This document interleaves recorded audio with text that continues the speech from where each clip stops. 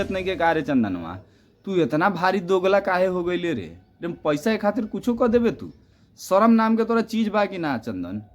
रे कुछ इंसानियत बचा रहेला, वो इंसानियतवा खत्म हो गई तोहर का रे? मतलब 2000 रुपया ला ऐसा हो जाई तू?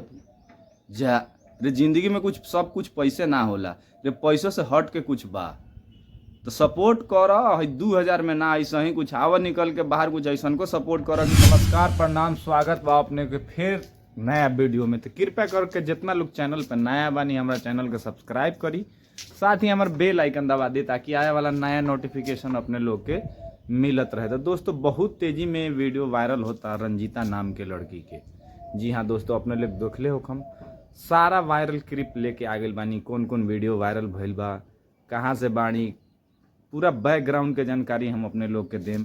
तो कृपया करके वीडियो में बनल रही, लेके चलतानी पहिल का क्लिप के तरफ। तो दोस्तों चलतानी। दोस्तों वीडियो बनावे के सिर्फ एक एगो पर्पस रलक है कि अगर कोई गरीब आदमी बा, कोई मेहनत करके अगर सपोर्ट करके, हर वीडियो में दोस्तों एक एगो बात बोलतानी, लगातार बोलतानी, कंटिन्यू बोलतानी कि कोई भी अगर मेहनत करके ऊपर जाता तो एकदम ओकरा के सपोर्ट करी।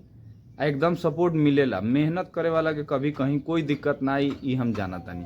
क्या कि हम मेहनत करे नहीं, हम जाने नहीं। तो अपने लोग अगर रंजीता के फैमिली के तरफ से बानी, कोई वीडियो देखता या अगर आस पड़ोस बानी, तो कृपया करके जली ना उन लोग से सपोर्ट करी कि कोई आगे जाए। अगर कोई आगे जाए नू तो मन से अपने के दुआ देव चाहे ना देव, मुंह से देव चाहे ना देव, लेकिन रुआ से जरूर दी। तो कृपया करके जितना भी आसपास से बानी उनका के सपोर्ट करी, और साथ ही अपने लोगों के लिए चलतानी फिर दूसर का क्लिप के तरफ।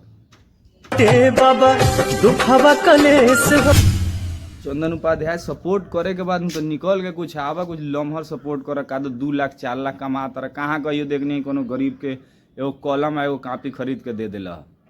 खाली माई बहन के लोग के इज्जत के उतारा तारा, तो ऐसा ना होला ए भाई। तो ये बंद कर चंदन उपाध्याय, ना तो अभी कुछ तोरा सुनेला ना मिलता।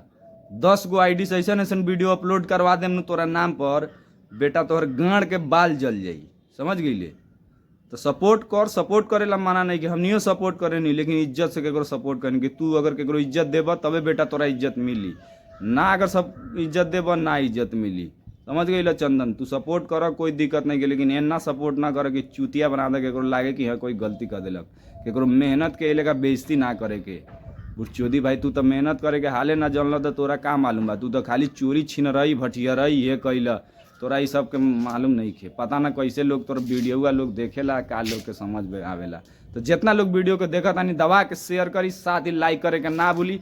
और साथ ही अगर कोई भी आदमी अगर रंजीता के अगल बगल से वीडियो देखा था, अगर किसी तरह के अगर ओकरा सपोर्ट चाहिए, हमरा डायरेक्ट फ़ोन कर सकता नहीं, हम मैसेज कर सकता नहीं, हमारे फेसबुक, यूट्यूब, ट्विटर, कहीं से भी जाके आप हमें मैसेज कर सकता नहीं। हमारा जे भी समर्थ हुई, जे ही हुई, हम सपोर्ट करें अपने के। तो मिलता है दोस्तों एक नया वीडियो के साथ। तो आज के खातिर इतना ही, बाय बाय।